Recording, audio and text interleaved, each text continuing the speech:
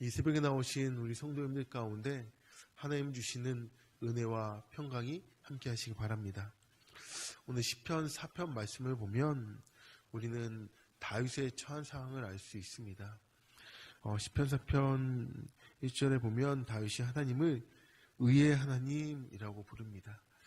우리가 삶에서 하나님을 이제 부를 때 보면 그 처한 상황에 따라 하나님을 부르게 되는데요. 만약 내가 아픈 경우라면 하나님을 치료의 하나님이라고 부를 것입니다.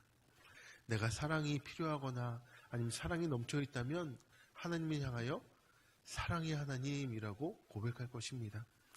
그런데 무언가 정의롭지 못한 처사를 당하게 된다면 우리는 하나님을 의의 하나님, 정의의 하나님이라고 고백할 것입니다. 근데 오늘 본문에서 다윗은 하나님을 의의 하나님이라고 불렀습니다. 다윗의 처한 상황이 바로 자신의 아들인 압살롬에 의해 쿠데타를 당한 이 말도 안 되는 상황이었습니다. 의의 하나님이란 정의로 판단하시는 하나님을 뜻하는데 다윗은 공의롭게 판단하시는 하나님께서 자신을 대적하는 아들 압살롬을 판단해 주실 것을 간구하였습니다. 세상에는 거짓된 판단이 많아서 의인이 고난받고 악인이 득세하는 일이 많이 있습니다. 다윗도 그러한 상황 속에서 과거에 자신을 곤란한 상황 가운데에서 구원해 주셨던 그 하나님, 이제 또다시 공의로운 판단으로 구원해 달라고 간구하고 있는 것입니다. 그러나 여기에서 다윗은 자신의 아들 압살롬보다 의롭기 때문에 자신의 의로움을 근거로 하나님께 구원을 호소한 게 아니에요. 다윗은 스스로 의롭지 못하다는 것을 잘 알고 있었습니다. 그러하기에 1절에 다윗은 하나님의 긍휼만이 자신을 구원할 수 있다라는 걸 알았습니다. 이 자리에 있는 저와 우리 성도님들도 우리가 아무리 의롭게 산다 한들 우리 힘으로 우리가 온전해질 수 없다는 걸 너무도 잘 압니다.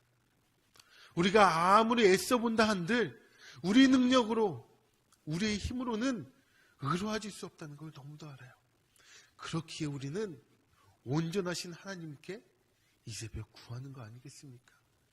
의로우신 하나님을 의지하는 것 아니겠습니까? 내 힘으로 하는 것이 아니라 그 하나님께 의지해서 나도 의로워지길 원한다. 다윗도 마찬가지였습니다.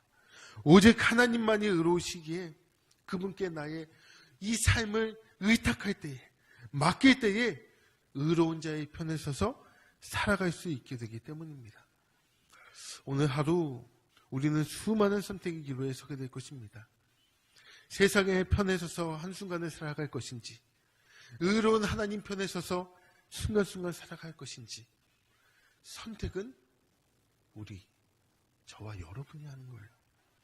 그렇게 의로우신 하나님 편에 서서 힘들지만 순간순간 아버지의 마음이 아픈 그 삶을 선택하게 되면 오늘 다윗이 고백한 것처럼 7절에 우리의 마음에 기쁨이 충만하게 될 줄 믿습니다. 오늘 3절에 보니까요, 이제 교만한 자에게 말씀하시는 이 경건한 자, 그 경건한 자의 의미에 대해 나오고 있는데 이 경건한 자는 스스로 자기를 낮추는 사람입니다. 즉 겸손한 사람이에요. 이 세상 사람 중에 겸손한 사람을 싫어하는 사람은 아무도 없습니다. 근데 우리가 세상을 살면서 겪게 되는 대부분의 갈등은요, 겸손하지 못하기 때문이에요. 부부 간에도, 부모 자식 간에도, 또한 우리 성도들 간에도 우리가 겸손하지 못하기 때문에 많은 갈등이 나타납니다. 내 주장이 상대방의 의견보다 더 훌륭하다는 생각 때문에 끊임없이 갈등하는 거예요. 내 생각이 틀림없이 맞는데 왜 상대가 내 의견을 존중해 주지 않을까? 내가 상대보다 똑똑한데, 내가 상대방보다 더 많은 경험을 했는데, 내가 상대방보다 더 좋은 학교, 좋은 직장, 좋은 재능을 가졌는데 왜 나를 무시해? 라고 갈등이 시작되는 거예요. 이 모든 갈등의 원인에는요, 항상 자신의 교만함이 있다는 것입니다. 그렇게 우리는 성경 말씀에 나와 있는 것처럼 항상 남을 나보다 낮게 여기고, 그 겸손함이 있을 때 이 갈등이 해소되는 겁니다. 더 나아가 4절에 보니까요, 너희는 떨며 범죄하지 말지어다 라고 했는데, 제 성경에 보면 떨며에 이제 작은 1가로가 있어요. 그러면 이 밑에를 아래를 보니까 이 1가로하고 분내어라고 기록되어 있습니다. 그러므로 이 말은, 이 떨며라는 말은 무서워서 떤다는 것이 아니라 내가 화를 참지 못해 이렇게 부르르르 떠는 거예요. 우리 여러분들 가운데에서도 화를 참다 못해 부르르 막 떨어보신 적 있으시죠? 도저히 이 참을 수가 없어서 그런 걸 이야기하는 겁니다.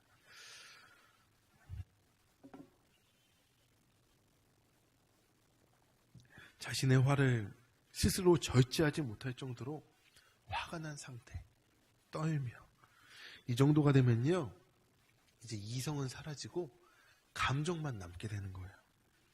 그는 이제 이성이 없기 때문에 사람이 아니라 뭐죠? 인간이 아니라 뭐죠? 짐승이 되는 겁니다. 이성이 사라졌기 때문에. 그래서 이성적으로 행동하지 못하고 감정적으로 행동해서 반드시 후회할 일을 하는 거예요. 여러분 한번 생각해 보세요. 여러분이 부르르 떨면서 했던 말, 행동, 주워 담을 수 없는 말과 행동, 후회할 거였나요? 나 그때 참 잘했어 내가, 이런 생각이 드시나요? 저도 왜 그런 말을 했지? 왜 후회할 짓을 했지? 성경은요, 이것을 범죄라고 합니다. 자기의 감정을 어느 정도 컨트롤할 수 있어서 내는 화는요, 그렇게 문제되지 않습니다. 그런데 감정 조절이 안 되는 이 화는 범죄로 이어져요. 그렇기 때문에 성경은요, 우리가 이렇게 부르르 떨 정도로 화가 나면 이렇게 하라라고 말씀하시는데요, 4절입니다. 우리 4절 한번 읽어보겠습니다. 시작. 너희는 떨며 범죄하지 말지어다. 자리에 누워 심중에 말하고 잠잠할지어다. 셀라. 아멘. 잠을 자라는 거예요. 부르르 떨 정도가 되면 그때는 대화하려고 하지 말아라. 판단을 중지해라. 모든 생각과 행동을 중지하고 잠을 자라. 잠잠하라는 거예요. 그때 너희가 하는 말과 행동은 반드시 후회해야 할 범죄가 되오니 잠잠하라는 겁니다. 네, 세상 사람들은 어떻게 합니까? 술을 마셔요. 그럼 술을 마시면 어떻게 되나요? 큰 실수를 하는 겁니다. 가장 사랑하는 가족들에게, 친구에게, 동료에게 넘어서는 안 될 그 선을 넘어서 큰 실수를 하고 마는 거예요. 행패를 부리는 겁니다. 성경은 그것을 범죄라고 합니다. 여기 있는 우리 모두가 성인군자는 아닐 겁니다. 저도 마찬가지고요. 우리들 대부분은 이렇게 후회할 일들을 자주 합니다. 그러나 이제 후회할 일을 최소화해야 되는 것 아니겠습니까?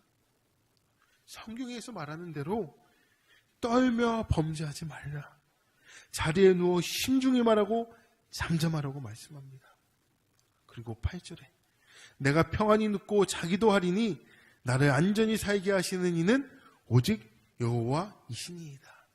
1절에 고백했던 의의 하나님을 믿기 때문에 너희가 부르르 떨며 화가 나더라도 이제 그 의의 하나님을 믿고 잠잠하고 이제 자리에 누우라는 거예요.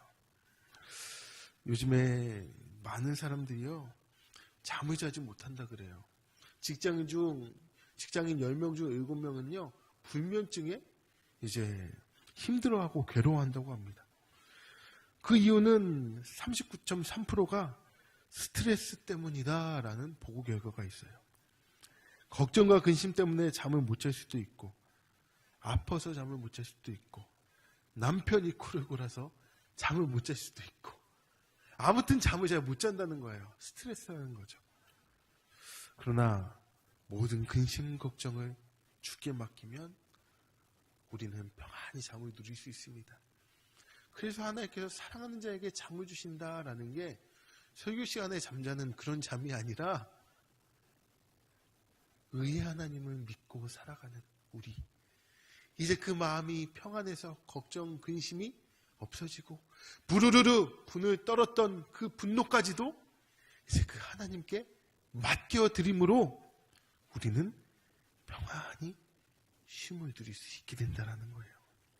사랑하는 성도 여러분, 내가 원하는 일이 진행되지 않아도, 내가 원하는 것을 바로 얻지 못한다 할지라도, 그렇게 준비해왔던 일들이 어그러진다 할지라도, 또한 억울한 일을 당한다 할지라도 의의 하나님을 믿으시기 바랍니다. 그분께서 판단하시고 심판하실 것입니다. 오늘 이 새벽 우리는 그 의의 하나님께 기도해야 합니다. 오늘 하루가 이미 시작되었습니다.